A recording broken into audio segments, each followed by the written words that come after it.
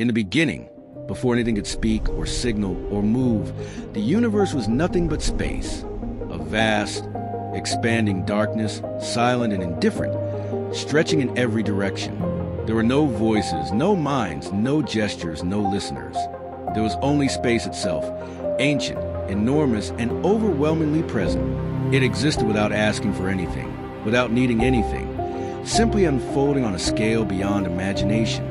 Billions of years passed before the first living creature appeared, and even longer before the first human stood upright and made a sound that carried meaning. Everything we call communication, every word, every idea, every message, came much later. Long before the first whisper traveled across air, space had already shaped the conditions in which communication would one day become possible. When two humans speak, their voices move through air, crossing distance and entering ears. When a gesture is made, it is seen because light travels across space. When a thought is shared, it moves from one body to another through a medium. All communication is a movement across space, a transformation of signals within the structure space provides. If space were taken away, even for an instant, communication would not simply fail. It would stop existing entirely. Without distance, there is nothing to cross. Without medium, there is nothing to carry sound or light.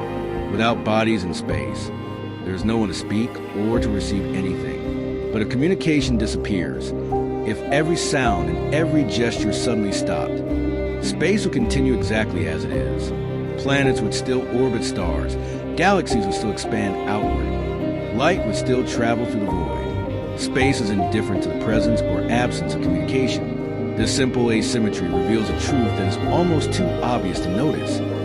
Communication depends completely on space, while space depends on nothing but itself. To grasp this fully, imagine traveling back to the earliest universe, not to a time of stars or planets, but to a moment when existence was raw, energy and matter suspended in a sea of expanding space. There were no creatures to call out, no signals to interpret, no minds to understand. Space was already there, stretching, cooling, forming the foundations of everything that would one day exist. It would be billions of years before a creature with a voice appeared, and billions more before humans created complex languages. Communication was not written into the early universe. It had to wait for space to mature and for life to grow inside it from these realities. The conclusion becomes almost inevitable. Space existed first, long before communication. Communication came later, and only inside the structure space provided. Communication needs space, but space does not need communication. Therefore, the origin is clear. Space creates and shapes communication, not poetically, not metaphorically, but physically and scientifically. Space constructs a medium, the distance, the environment, the bodies, and the interactions that communication requires. Every word ever spoken, from the simplest greeting to the most complex idea, was carried across the architecture of space.